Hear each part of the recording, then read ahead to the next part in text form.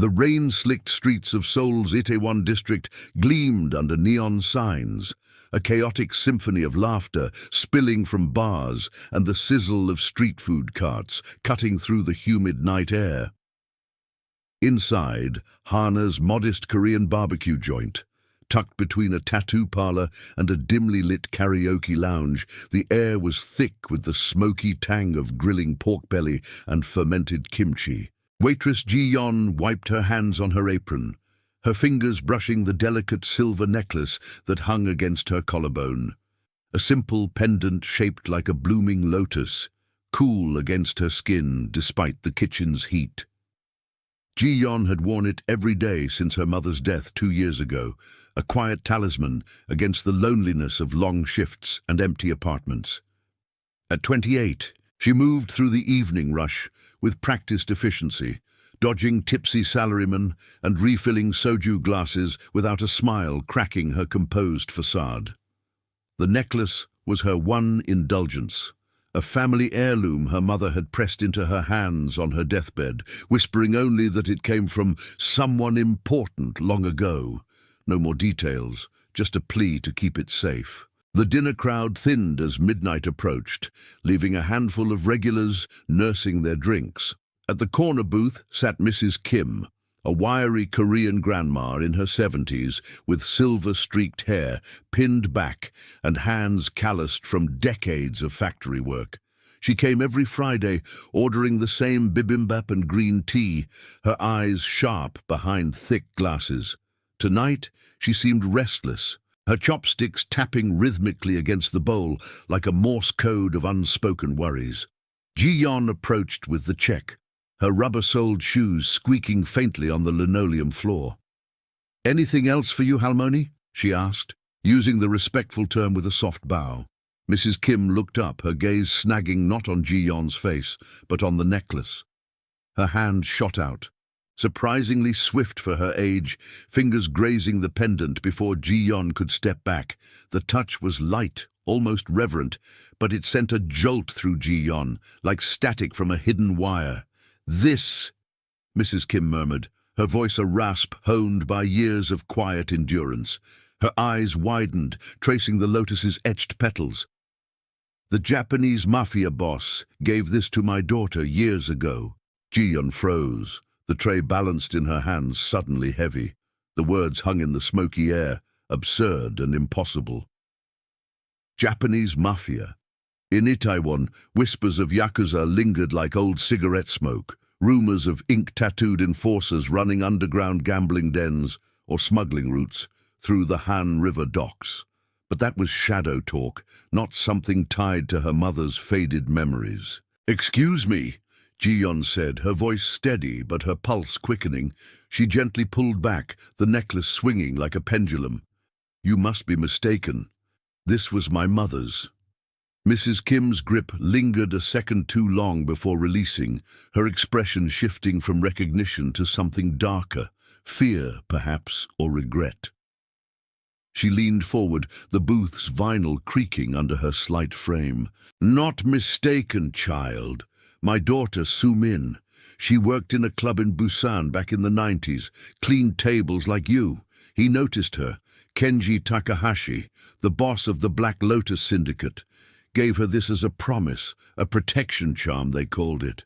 But promises in that world." She trailed off, glancing toward the rain-streaked window where headlights blurred past like ghosts. Ji-yeon's mind reeled. Her mother had never spoken of Busan, or Japan, or anything beyond vague tales of a hard youth. The necklace had always felt ordinary, a silver trinket bought at a market perhaps. But now, under Mrs. Kim's unblinking stare, it gleamed with unintended weight. Why would he give it to her? And how do you know this? The old woman sipped her tea, the steam curling like secrets. "Soo-min confided in me before she vanished, said Takahashi's world swallowed her. Debts, rivals, a life she couldn't escape. The necklace was his mark, a way to call on him if trouble came. But she never did. Last I heard, she moved to Seoul, changed her name. Died young, they said. Heart trouble." Her eyes flicked to Ji-yeon's face, searching. "You look like her." "Same eyes," If this is yours, be careful. That charm might still hold power, or a curse. The restaurant's fluorescent lights buzzed overhead, casting harsh shadows on the worn wooden tables. Ji-yeon forced a polite smile, but her thoughts churned. Protection? From what? Her life was shifts and solitude, not syndicates. Yet the way Mrs. Kim's hand trembled as she paid the bill, sliding extra one across the table, as if tipping for silence, spoke of deeper currents. As Mrs. Kim shuffled toward the door, the bell jingling in the damp breeze, she paused. If anyone asks about that necklace, deny it. Some debts don't die with the debtor. Then she was gone, vanishing into the neon haze. Ji-yeon stood there, the tray forgotten, until the cook called her name from the kitchen. She tucked the pendant under her shirt, its edges pressing like a warning. That night, as she locked up and walked home through alleys echoing with distant K-pop beats and the rumble of delivery scooters, she felt eyes on her, not paranoia, but a prickle at the base of her neck. A black sedan idled at the corner, its tinted windows reflecting the streetlights, engine humming low like a predator's breath. By the time she reached her cramped studio apartment in a towering complex overlooking the Han River, the rain had picked up, drumming against the windows like impatient fingers. Ji-yeon bolted the door, her hands shaking as she pulled out the necklace again. Under the harsh bulb of her bedside lamp, the lotus caught the light differently. Tiny engravings on the back, faint kanji characters she'd never noticed before. Not Korean, Japanese. She grabbed her phone, typing Kenji Takahashi into the search bar. The results flooded in. Grainy photos of a stern man in his 50s, sharp suit and sharper eyes. Linked to everything from real estate fronts to whispered control of Incheon's shipping manifests. Black Lotus, Yakuza offshoot, entrenched in Korea's underbelly since the post-war years.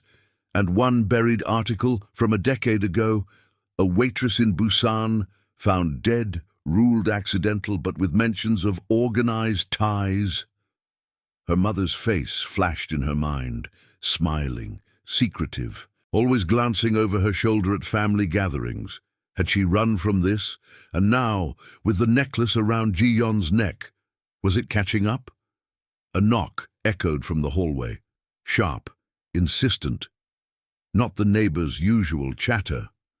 Ji-yeon held her breath, peering through the peephole at an empty corridor, but as she stepped back, her phone buzzed with an unknown number. "We need to talk about the lotus. Open the door." Who had Mrs. Kim told? Or was the old woman just the spark, igniting a fire that had smoldered for years? Ji-yeon's heart hammered against her ribs, the phone screen glowing like a beacon in the dim apartment. The text stared back at her, stark and untraceable. "We need to talk about the lotus. Open the door." The hallway outside remained silent through the peephole, just the faint hum of the building's ancient elevator and the distant patter of rain on fire escapes. No footsteps, no shadows, but the message felt like a hand closing around her throat. She backed away from the door, her bare feet cold on the linoleum. The studio was a sanctuary of sorts, cluttered bookshelves crammed with dog-eared novels, a single bed piled with laundry, and a window overlooking the Han River's inky expanse, where cargo ships' lights bobbed like distant warnings. The air smelled of instant ramen from dinner and the faint mildew that seeped from the walls during Seoul's endless monsoons. She'd always felt safe here. High up in the concrete hive, anonymous among the city's millions. Now it closed in like a trap. Who could this be? Mrs. Kim. The old woman had left hours ago, her warning still echoing. Or someone she'd told after all these years? Ji-yeon's fingers trembled as she typed a reply. "Who is this?" No response. She glanced at the necklace on her bedside table, the kanji characters mocking her under the lamp's yellow glow. A quick search on her phone pulled up translations. Eternal bond. Vague. Ominous. Nothing concrete, but enough to twist her gut. The knock came again, 3 sharp raps, deliberate. Ji-Yon froze, then grabbed a kitchen knife from the drawer, its handle worn from infrequent use. She wasn't naive. Itaewon's underbelly had taught her caution, drunks who grabbed too hard, cabbies who veered into alleys. But this was a different beast. She edged to the door, knife low and ready. "Who's there?" she called, her voice steadier than she felt. Silence, then a low murmur through the wood. "Miss Park, please, it's about your mother." The voice was male, accented, Japanese inflection, polished but urgent. Not a threat exactly, but laced with authority that brooked no refusal. Ji-Yon's mind raced. How did they know her name? Her surname wasn't on the restaurant sign. She kept a low profile. She cracked the door an inch, chain still latched, the knife hidden behind her thigh. A man stood there, mid-40s, impeccably dressed in a charcoal suit that screamed expense, tailored wool, no wrinkles despite the rain. His face was angular, clean-shaven, with eyes like polished obsidian under a neatly trimmed fringe. No tattoos visible, no menace in his posture, but he carried himself like someone who'd never lost a negotiation. "I'm Detective Sato," he said, flashing a leather wallet too quickly for her to read the badge. "Interpol liaison. We've been tracking artifacts like that necklace. It's tied to an old case, cross-border smuggling. Your mother, she was a witness." The words landed like stones in still water. Witness. Her mother had been a seamstress, then a cleaner, scraping by in Seoul's fringes. Never a whisper of police or international intrigue. Ji-Yon's grip tightened on the knife. "How do you know about the necklace, and why now?" Sato's gaze flicked past her into the apartment, assessing. "Mrs. Kim mentioned it tonight. She's connected to old associates. We've had eyes on her for years. The lotus pendant isn't just jewelry, it's a signal. Kenji Takahashi's syndicate uses them as markers for protected assets. If it's resurfaced, it means someone's calling in a debt, or settling one." Protected assets. The phrase slithered through Ji-Yon's thoughts, conjuring images of her mother's wary glances, the way she'd burn letters without reading them aloud. Ji-Yon unlatched the chain but kept the door half closed. "Come in." "But if this is a trick—" He stepped inside smoothly, closing the door with a soft click that echoed like finality. The apartment felt smaller with him in it, his cologne, sandalwood and citrus, cutting through the stale air. He didn't sit, just leaned against the wall near the window, hands in pockets. "No tricks, Miss Park. Takahashi's Black Lotus has been quiet since the 90s crackdown, but rivals never forget. The pendant could draw them like sharks to blood. We need it for evidence. Kanji engravings match a ledger we seized in Yokohama. Shipping manifests, coded payments. Your mother received it after testifying against a lieutenant. Anonymously, but he marked her anyway." Ji-Yon set the knife down on the counter, out of reach but visible, a subtle line in the sand. "She never said anything. Died of a heart attack, clean. Why contact me now?" Sato's expression softened, almost regretful. "Because someone's asking questions. About Soo-Min Kim, your mother's old name. We intercepted a burner phone call to a dockside contact in Incheon tonight.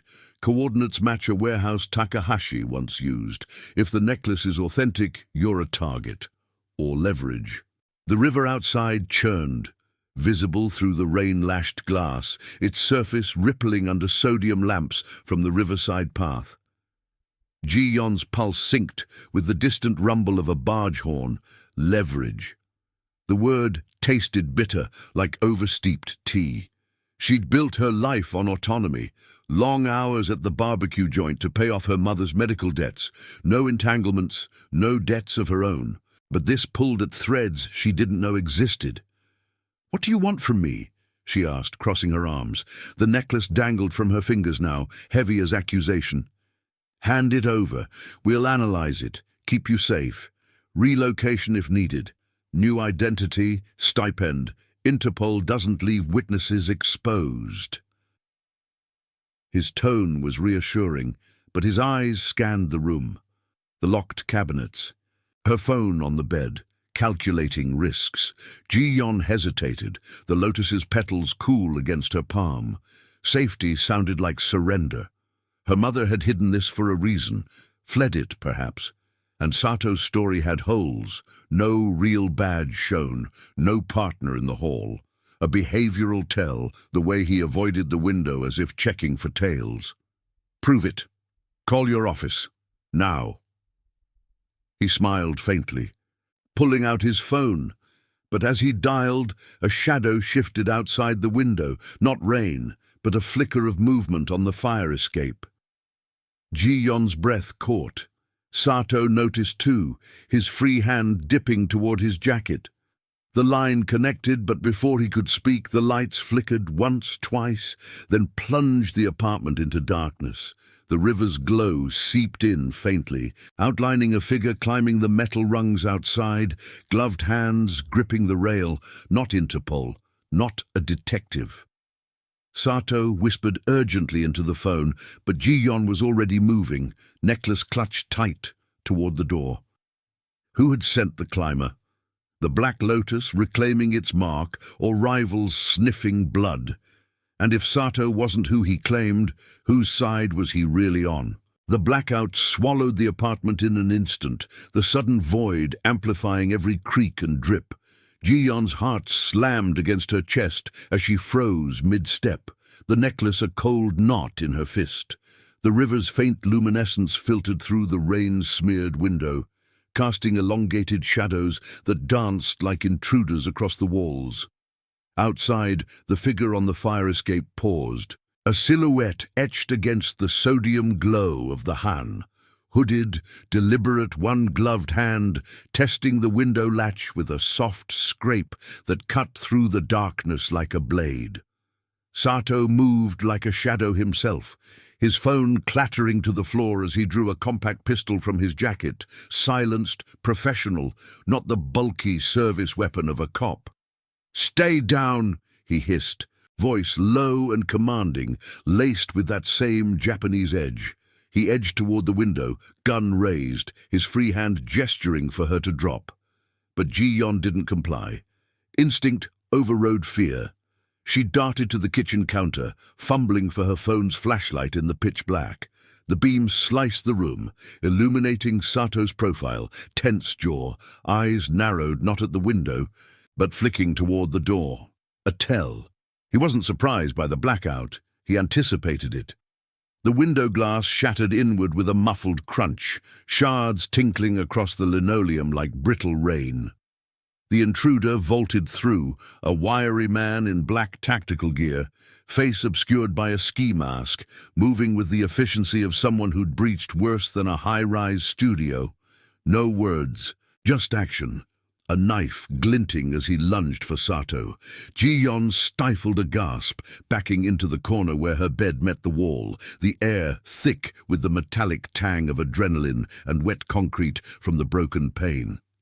Sato fired once, the suppressor coughing a subdued pop that blended with the storm's rumble. The intruder jerked but didn't fall, tackling Sato against the bookshelf. Books tumbled in a cascade, yellowed paperbacks on Korean history and thrillers, pages fluttering like startled birds. They grappled in the flashlight's erratic beam, grunts and thuds echoing as Ji-yeon swept the light across them. Sato's suit tore at the shoulder, a dark stain blooming, but he twisted free, slamming the intruder's head against the windowsill.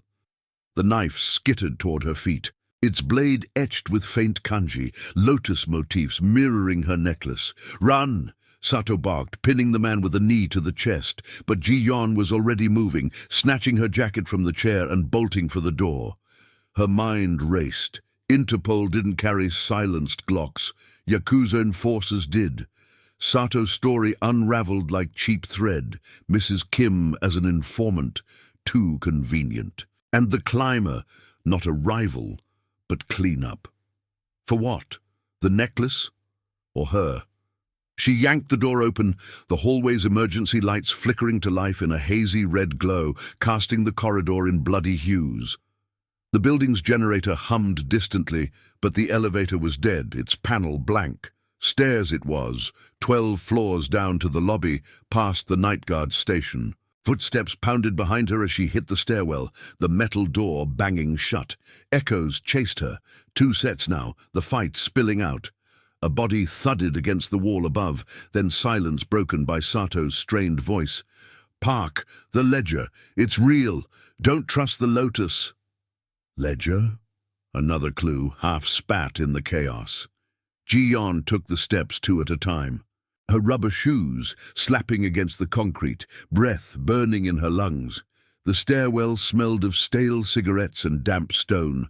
Graffiti scrawled on the walls in faded marker. Warnings about debts unpaid. Her apartment block was a warren of transients and shift workers, but tonight it felt like a maze rigged against her. Halfway down, her phone buzzed in her pocket. Another unknown number. She ignored it, focusing on the descent, the necklace bouncing against her chest like a heartbeat. At the 5th floor landing she paused, gasping, ears straining. No pursuit yet, but the blackout's ripple effects hummed through the building. Distant shouts from other units, the whine of a generator kicking in unevenly. She slipped into the hallway there. Aiming for a service door she'd seen maintenance use, a back exit to the alley, away from the main lobby's cameras. But as she turned the corner, a figure blocked her path. Not the intruder, but a woman in a raincoat, umbrella dripping, face half hidden by a scarf. Korean, mid-30s, eyes sharp and assessing. "Ji-yeon Park," the woman said, voice calm amid the tension, holding out a small card, embossed, no name, just a lotus symbol in silver foil. "Kenji Takahashi sends his regards. The charm called us. Come with me, before they finish what they started upstairs." Ji-yeon's back hit the wall, the necklace suddenly burning against her skin. Takahashi, alive. The searches painted him as reclusive, not dead as rumors claimed. And this woman, ally or trap. Her posture was relaxed, but her coat bulged slightly at the hip. Concealed carry, professional. No badge, no hesitation. "Why should I? Your protection got my mother killed." The woman's eyes softened fractionally, a flicker of shared loss. "Sumin chose silence to protect you, but the rivals, Yamada clan, they've resurfaced. Intercepted a manifest from Incheon docks last week. Your necklace is on it, listed as recovered asset. Sato's not Interpol. He's Yamada's plant, feeding them leads. We can get you out. Safe house by the river. Takahashi's code. No innocents harmed. Ever." The stairwell door above crashed open, footsteps thundering down. Ji-yeon glanced between the woman and the shadows creeping closer. Trust was a luxury she couldn't afford. But running blind into Seoul's neon veins meant exposure. Cameras at every corner, plates traceable by any syndicate with pull. The woman's card felt real in her palm, the embossing crisp under her thumb. A behavioral tell. She didn't grab, didn't threaten, just offered. A muffled shot echoed from above. Sato or the intruder?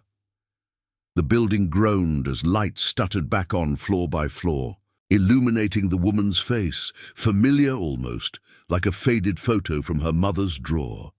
"Decide now," she urged, extending a hand gloved in soft leather. "The river waits, but so do they." Ji-yeon's grip tightened on the necklace, the kanji whispering of bonds unbroken. Was this the pull into Takahashi's world? Dinner, protection, or something darker? And if she went, what price would autonomy demand? If you're enjoying this story so far, tell us in the comments where in the world you're watching from. The rain had eased to a persistent drizzle as Ji-yeon stepped into the alley behind the apartment block, the woman's gloved hand guiding her elbow with a firmness that brooked no second thoughts. The air hung heavy, with the scent of wet asphalt and overflowing dumpsters, the Han River's brackish tang wafting from a nearby storm drain. Seoul's underbelly pulsed around them, distant horns from the elevated expressway, the low thrum of generators from riverside warehouses, and the occasional splash of tires on puddles.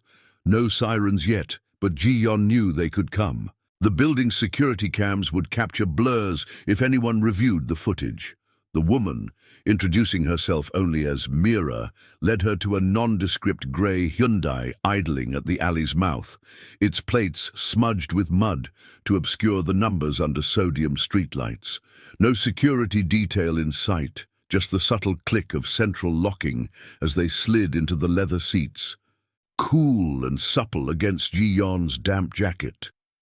Mira drove without flourish, merging into the late-night traffic toward the riverfront, her eyes flicking to the rear-view mirror every few blocks. "No tails yet," she murmured, more to herself than Ji-yeon. "Sato's crew will regroup at the docks. We have a window."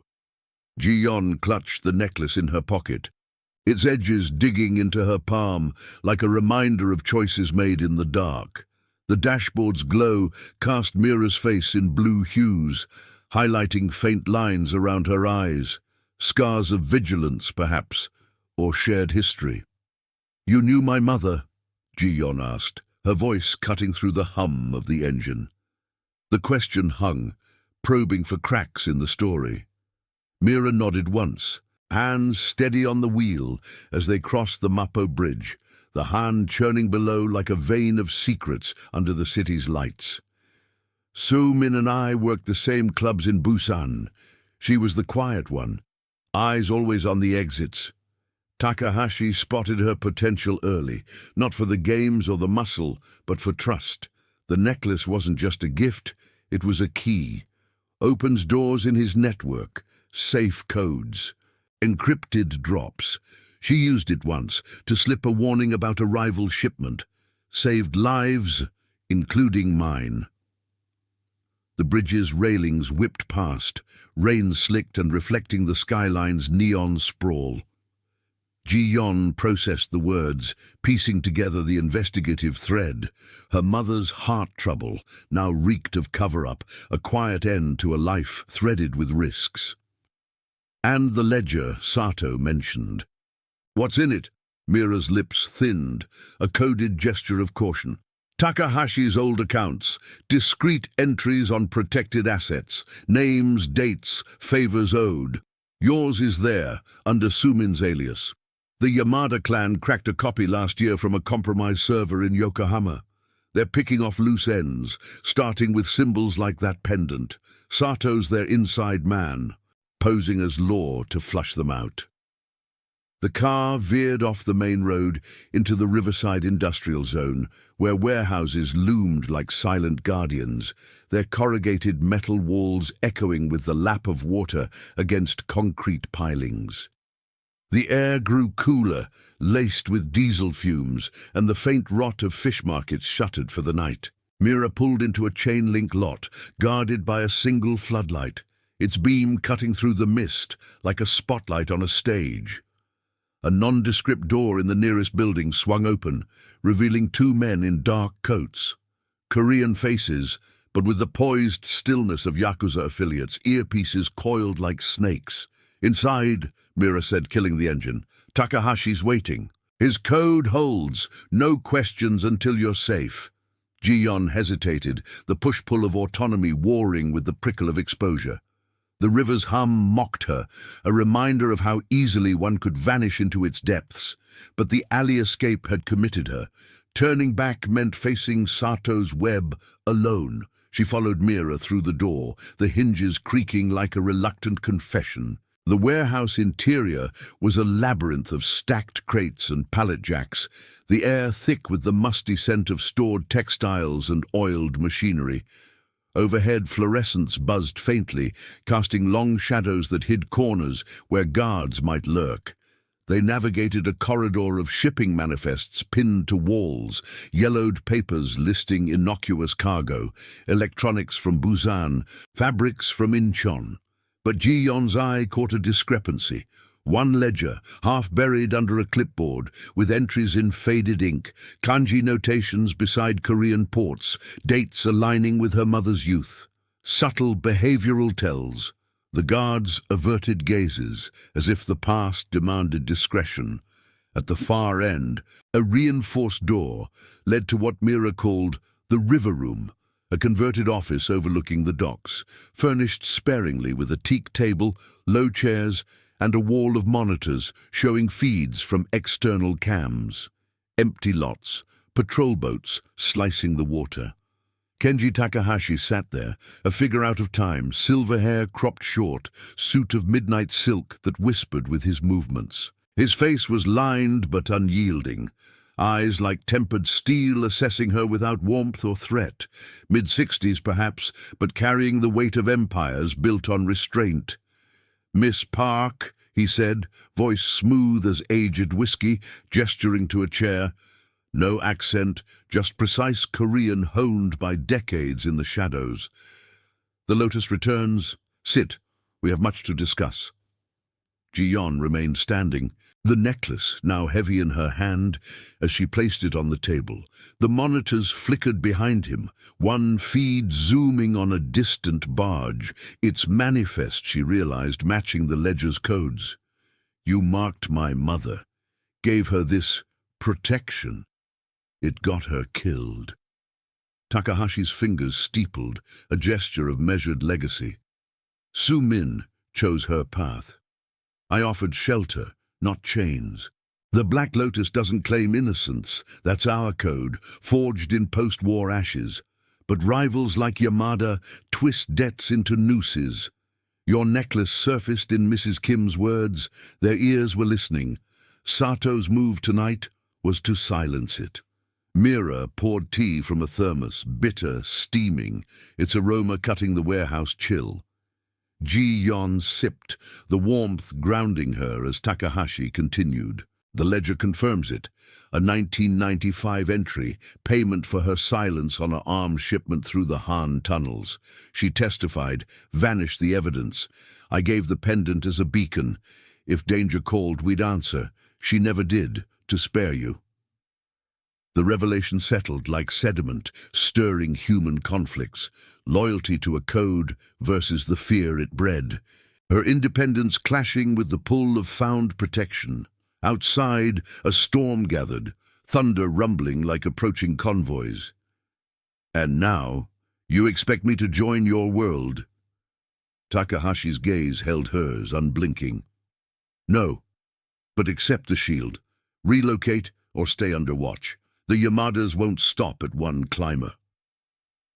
A monitor beeped, motion detected on the east dock. Guards tensed, radios crackling with clipped updates. Vehicle approaching, plates unregistered. Mira checked her phone, face hardening. False alarm or infiltration? Ji-yeon's pulse quickened, the tea turning sour in her mouth. The warehouse's exits, jammed doors, patrolled perimeters, suddenly felt like a cage. Had Sato's failure triggered this, or was betrayal closer in the ledger's hidden lines?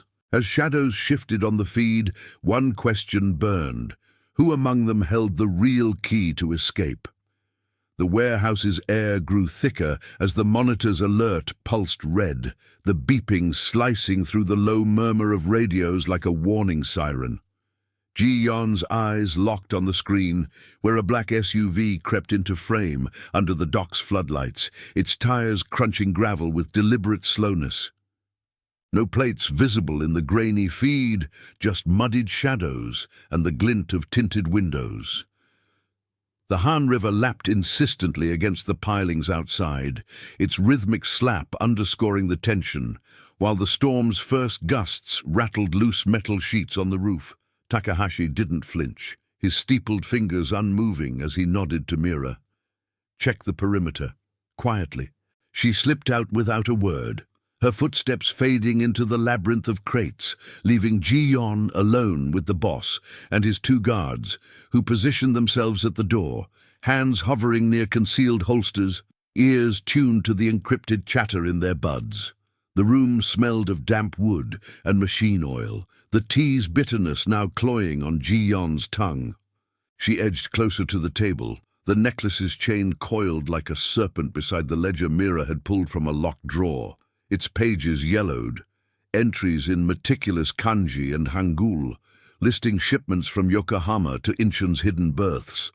"False alarm or not," Takahashi said, his voice a steady anchor in the rising unease. "This is why the Lotus matters. The Yamadas have been probing our routes for months, intercepted a burner phone log last week, tracing back to Mrs. Kim's Friday routine. They know the necklace is active." He flipped the ledger open to a dog-eared page, his finger tracing a line. "Soomin Kim, 1995, protected asset, no outstanding debts." But Ji-yeon's gaze caught the inconsistency, a faint pencil notation below, undated. "Asset relocated, monitor. Human error or a turncoat's mark." Her mother's ethics had always prized independence. Had she left a breadcrumb for this very moment? The guards tensed as Mira's voice crackled over the radio. "Perimeter clear on east side. SUVs circling. Drivers scanning the manifests on the wall. Amateur but backed up." Takahashi's eyes narrowed. A subtle behavioral tell, the slight crease at his temple, betraying calculation over calm. He rose, gesturing Ji-yeon toward a side panel in the wall, disguised as shelving. "Safe room. Now." She hesitated, the push of his possessiveness clashing with her urge to bolt for the river's edge, where escape boats might hum in the mist. But autonomy meant survival, not suicide. She followed, the panel sliding open with a hydraulic whisper, revealing a narrow corridor lit by emergency strips. Inside, the space was claustrophobic, concrete walls humming with the building's generators, a single monitor recycling the external feeds.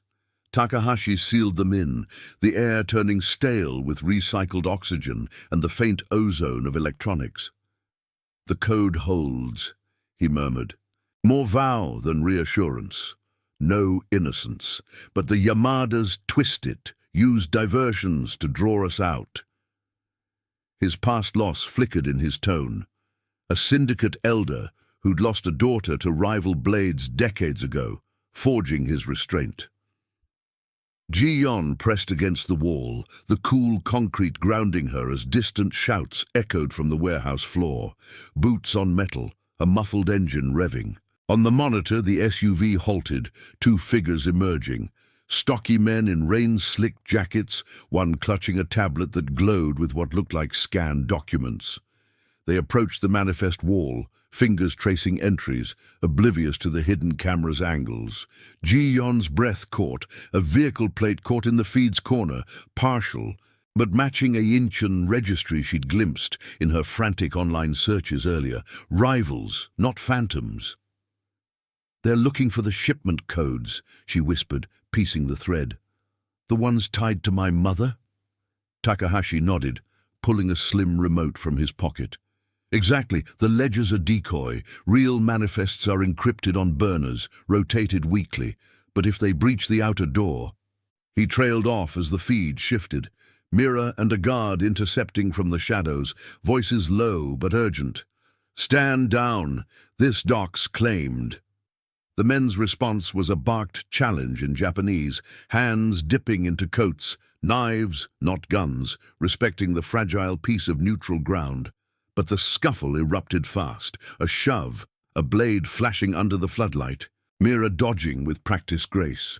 Tension coiled like the storm outside, thunder rumbling closer, vibrating the safe room's walls. Ji-yeon's mind raced, loyalty to Takahashi's code versus the fear of entanglement, her independence fraying under the weight of inherited shadows. "Why protect me? You barely knew her." His gaze met hers, steel softening to resolve. "Sumin saved my network once. A tip on a rigged convoy through these tunnels. Averted a war. Debts repaid aren't chains, they're shields." But as he spoke, the monitor glitched, a brief blackout, then static. Sabotage? Institutional limits on the cams? Or a jammer from the SUV? The safe room's lights flickered, the environment turning hazardous, exits sealed by design. Alarms wailed faintly through the walls. The river's hum drowned by chaos. Mira's radio spat urgency. "They're in, guard rotation compromised. One of ours turned. Betrayal, internal and sharp." Takahashi armed the remote, a soft beep arming hidden locks. Ji-yon gripped the necklace, its lotus pendant now a literal key. Takahashi had mentioned it earlier, syncing with safe house codes, but using it meant deeper ties, a pledge to his world. The door panel rattled, subtle at first, then insistent, tools scraping metal. Shadows played on the inner feed, the intruders advancing, Mira covering their retreat. A staged diversion, or the real storm breaking?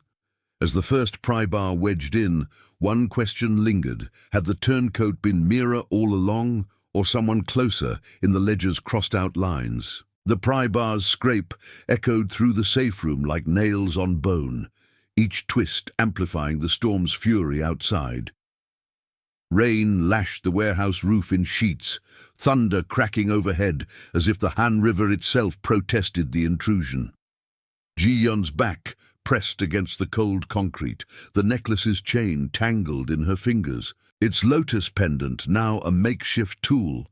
Takahashi had shown her the trick moments ago, aligning its engravings with a hidden slot in the wall panel to trigger an auxiliary alarm. But activating it meant signaling their position, drawing the wolves closer. Takahashi stood rigid beside her, remote in hand, his breath measured despite the chaos. The monitor's static cleared briefly, revealing Mira in the fray. She ducked a swinging knife from one intruder, her boot connecting with his knee in a crunch that folded him. The other, stocky, with a scarred jaw visible under his hood, backed toward the SUV, radio pressed to his ear, barking coordinates in clipped Japanese.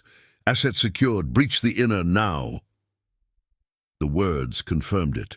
They weren't here for the ledger alone. The necklace's signal had lit a flare.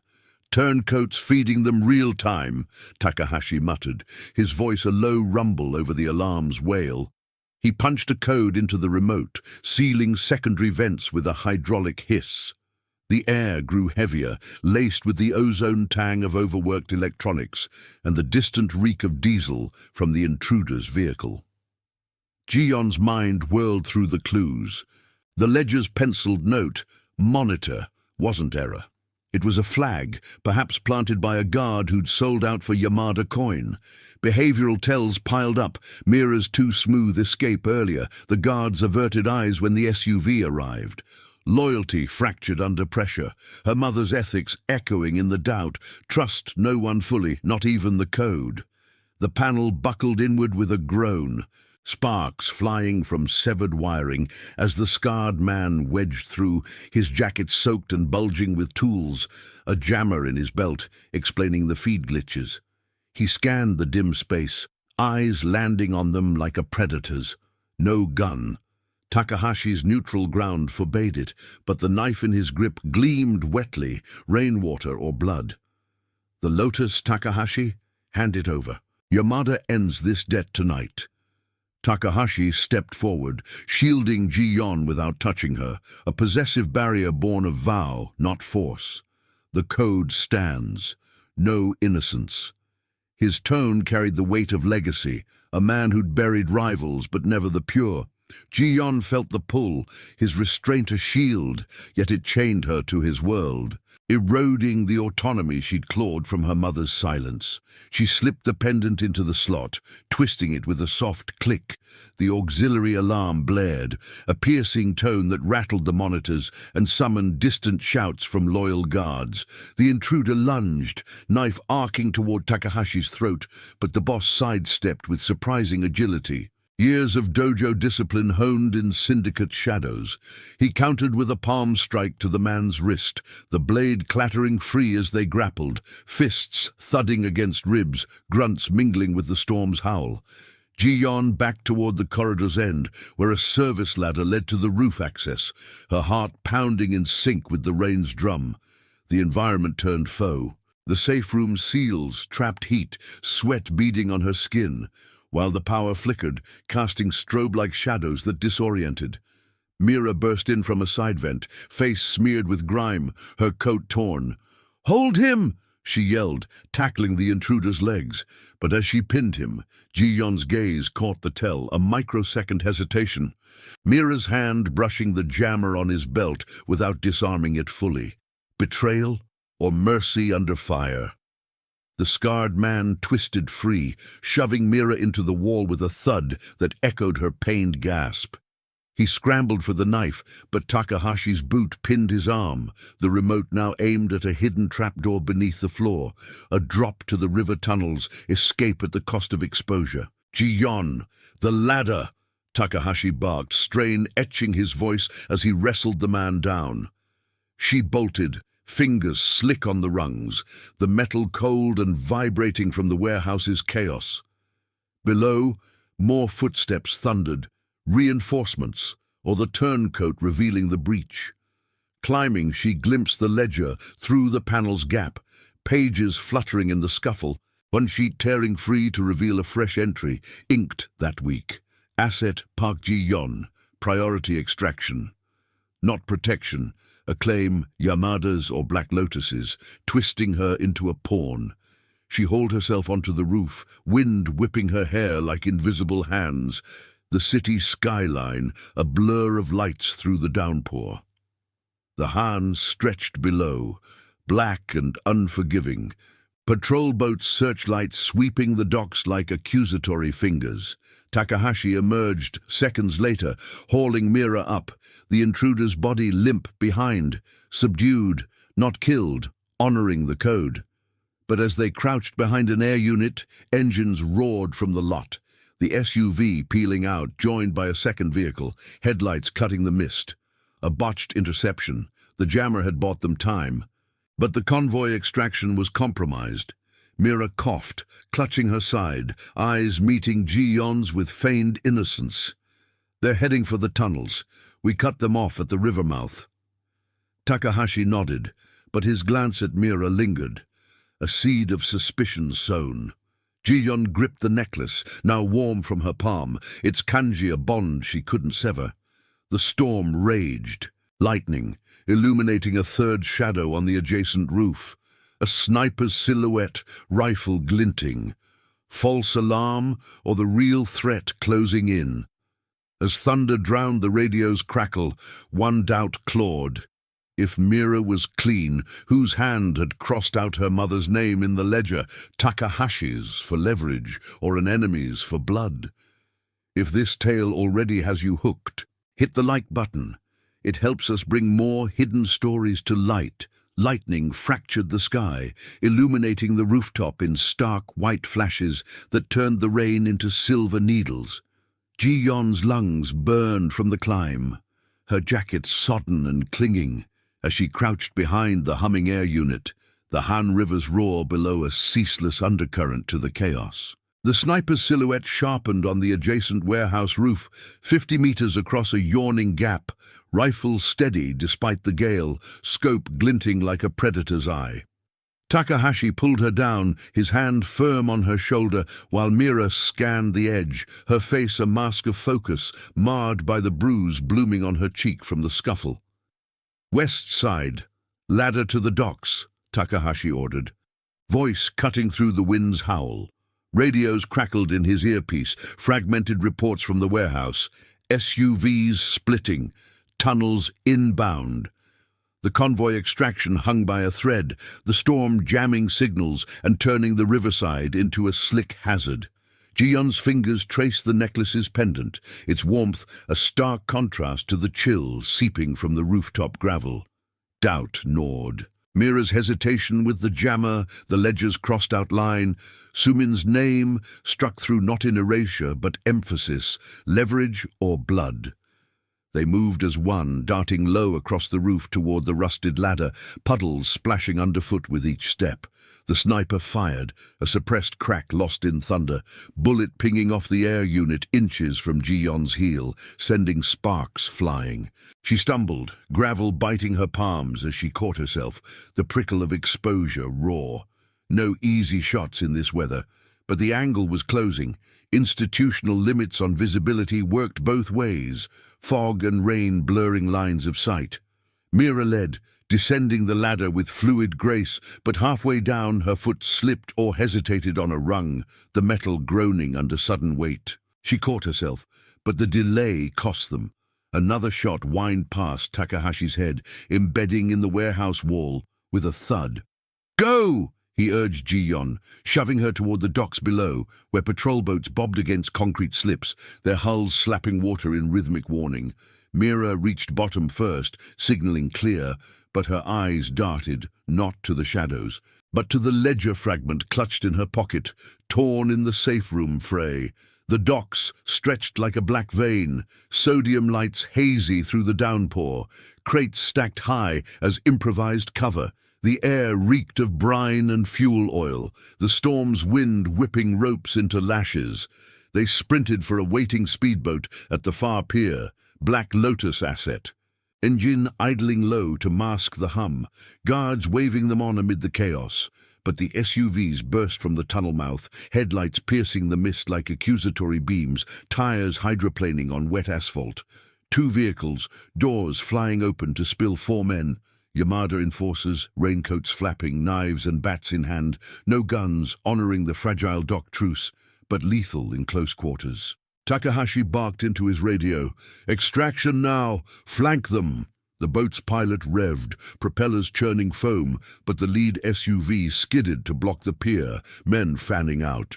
Ji-yeon slipped behind a crate, heart thundering, as Mira and Takahashi engaged. Mira tackling a charging figure with a precise elbow to the throat, non-lethal, but efficient.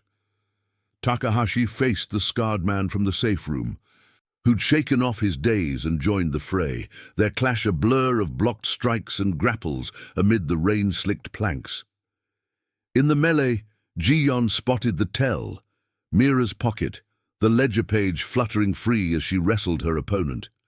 It caught on a crate's hook, whipping in the wind, revealing the crossed-out name in fresh ink, Mira's handwriting, a subtle loop only visible up close.